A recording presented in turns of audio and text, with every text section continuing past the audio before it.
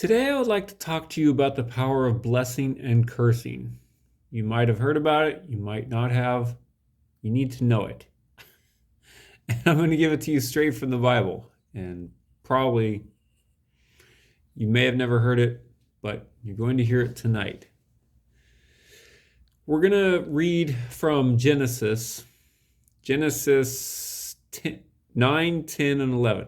And I'm just going to do some reading, but I'm going to highlight some very important spots that you may have never noticed. You might have read the Bible and never noticed it. I never noticed it until the Lord showed me. So here we go.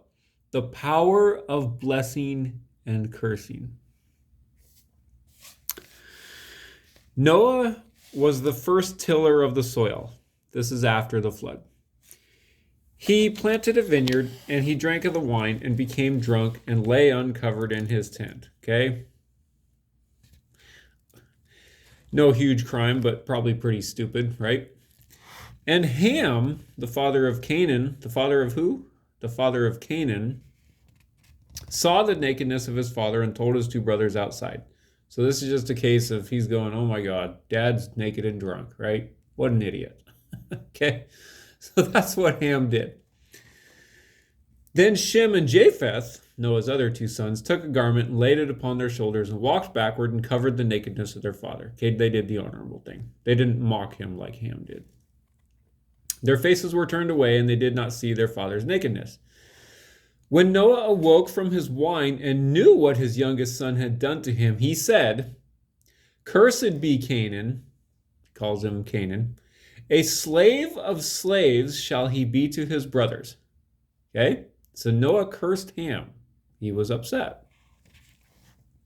He also said, Blessed by the Lord. So he blessed him by God. Blessed by the Lord my God be Shem, and let Canaan be his slave. God enlarged Japheth, and let him dwell in the tents of Shem, and let Canaan be his slave. Okay, so Noah was pretty PO'd here. After the flood, Noah lived 350 years. All the days of Noah were 950 years, and he died. Now, what's really interesting is when we read about the descendants of these three sons. All right, and if you know anything about Bible history, once you realize whose descendants came from which son, and you correlate that with who was blessed and who was cursed, you'll see the power of the blessing and the power of the cursing of a father to his children. Here we go. Chapter 10. These are the generations of the sons of Noah, Shem, Ham, and Japheth. Sons were born to them after the flood.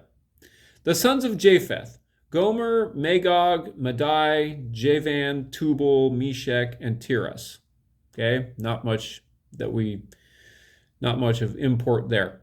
The sons of Gomer: Ashkenaz, Riphath, Togarmah. The sons of Javan: Elisha, Tarshish, Kittim, and Dodanim.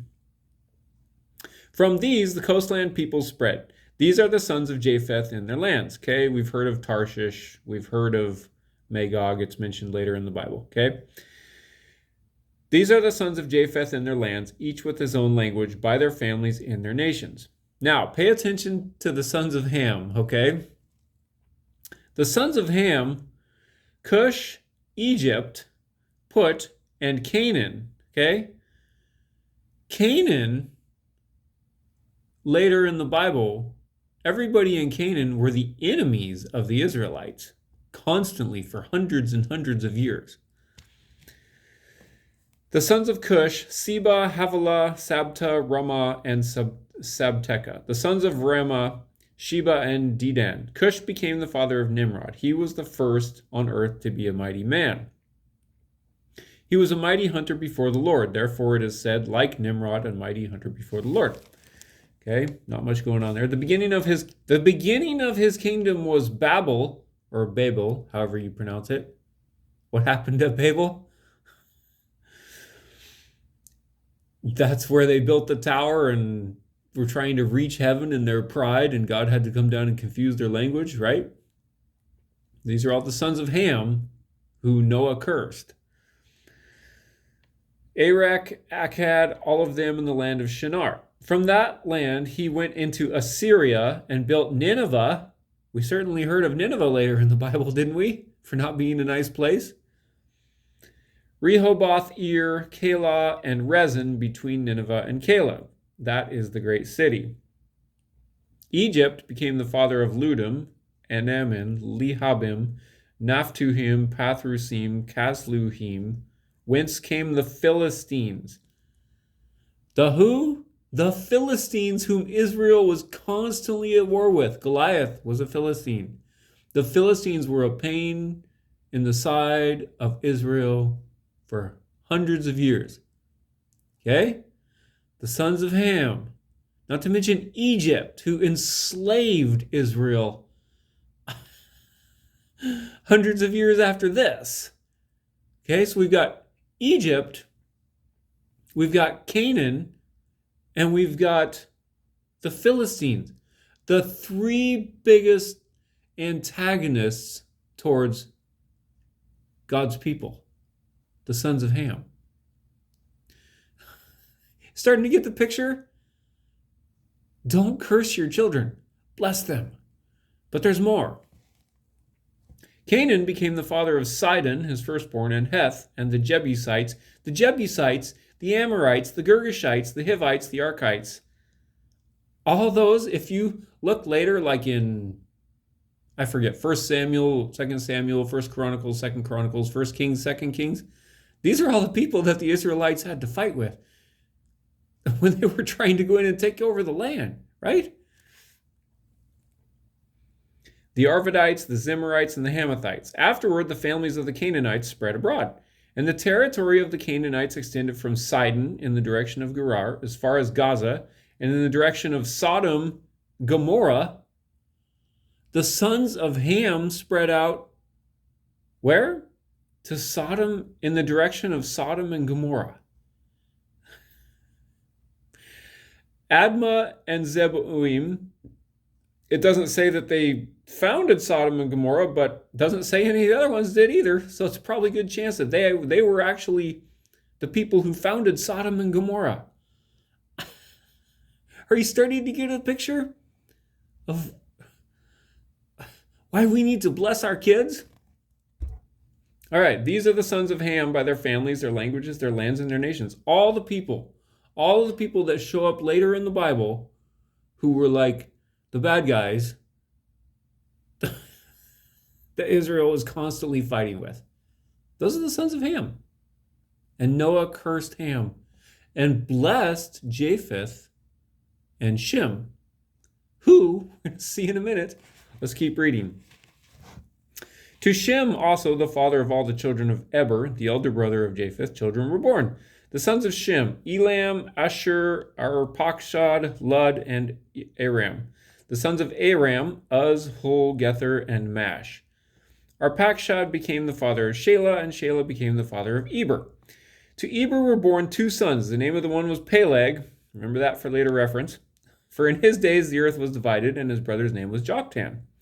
Joktan became the father of Almodad, Sheleph, Hazarmaveth, Jirah, Hadoram, Uzal, Diklah, Obal, Abimael, Sheba, Ophir, Havilah, and Jobab. All these were the sons of Joktan.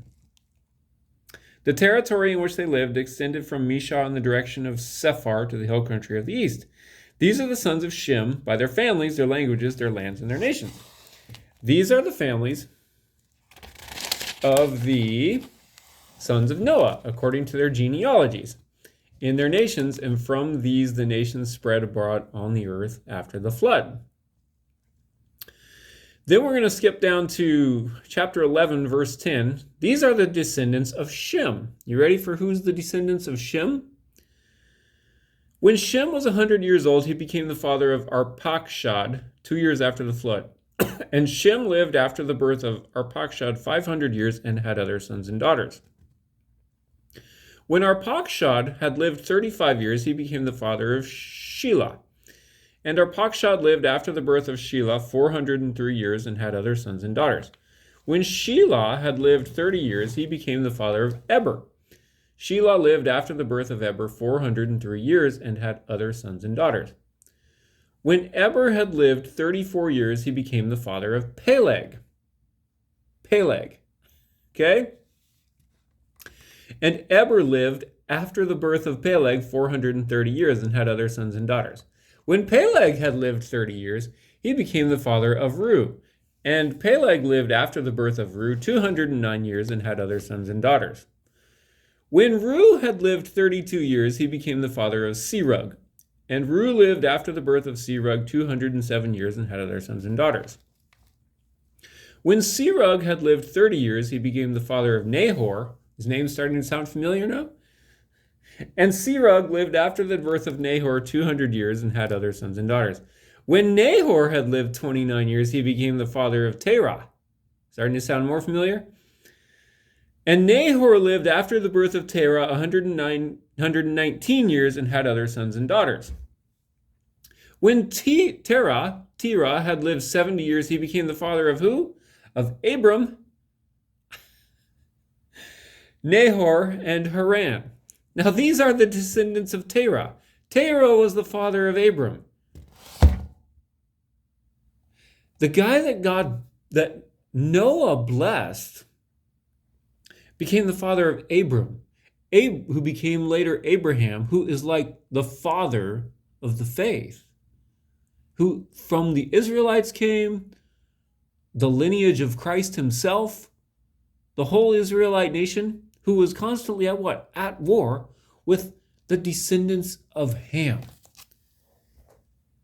Dude, if you don't think there's power in blessing and cursing for your children, you need to read this thing again. Now, personally, I don't think Ham deserved that. He did a stupid thing, but I mean, yeah, I don't think it deserved what he got, but that's not the point. Okay? That's my opinion. The point is that when you bless your kids, you lay your hands on them, you hug them, you hold them, you put your hands on their heads and you say, I bless you with the blessings of Yeshua and Yahweh, Yehovah, the Creator, the God of all creation. And you bless them with his peace and his love and his grace and his truth and his protection for all of time and eternity. Because you have that. You have the ability to do that. You have the authority of Jesus himself in you. As Jesus is, so are we in this world. When you do that, and I would say even people who aren't believers, like these guys weren't Christians. Noah was not a Christian, right? Yeah, he walked with God, okay? So, but the point is that he didn't have Christ yet, and he still did that. Like, dude, bless your kids. Bless them. Whoever you are, bless them with the love of God, the peace of God, the truth of God, the protection of God, the provision of God. Bless them any way you possibly can, because it's really stinking important. Thank you, and have a nice day.